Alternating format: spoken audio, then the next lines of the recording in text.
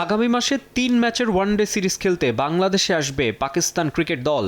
পাক্কা ৫ মাস পর ওয়ানডে ফরম্যাটে নামবে টাইগাররা। ২০২৭ ওডিআই বিশ্বকাপে সরাসরি খেলা নিশ্চিতের পথে এগিয়ে যেতে যে সিরিজটা বেশ গুরুত্বপূর্ণ বাংলাদেশ দলের জন্য। তার আগে বাংলাদেশ ক্রিকেট লিগেই সেরা প্রস্তুতি সারতে চান মিরাজ, শান্ত, লিটনরা। ওয়ানডে ফরম্যাটের বিসিএল মাঠে গড়াতে যাচ্ছে ৩ ভেন্যুতে। বগুড়া ও রাজশাহীতে হবে অধিকাংশ ম্যাচ।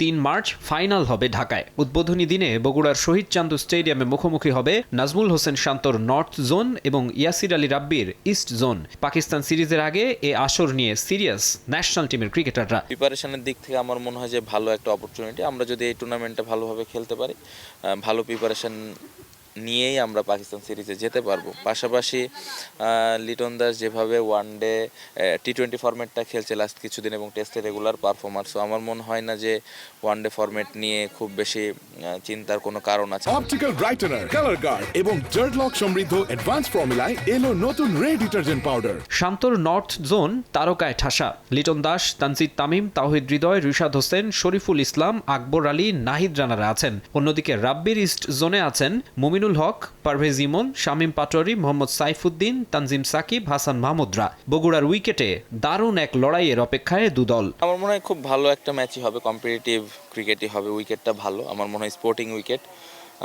দুই দলের জন্যই সুবিধা থাকবে এবং ব্যাটিং বোলিংয়ের সুবিধা থাকবে। সো যে দলটা বেটার ক্রিকেট খেলবে অবশ্যই তারাই জিতবে। বাট আমার মনে হয় যে আমরা খুব ব্যালেন্স একটা সাইড, আমরা আমাদের বেস্ট ক্রিকেটটা খেলতে পারলে আমার মনে হয় যে রেজাল্টটাও আমাদের দিকে আসবে। 3 mm ঘাস আছে বললো উইকেটে। হ্যাঁ, দেখলাম উইকেট খুব শক্ত। তো আমার কাছে মনে হয় প্রথম 10টা ওভার একটু খেলা শুরুর 10টা ওভার একটু চ্যালেঞ্জিং হবে ব্যাটসম্যানদের জন্য। বাট দিন গড়াতে গড়াতে আমার কাছে মনে হয় উইকেট আরও ভালো হবে। অবশ্যই যদি প্রথমে ব্যাটিং করি 300+ রান তো করার অবশ্যই প্ল্যান থাকবে, বাকিটা উইকেটের উপর।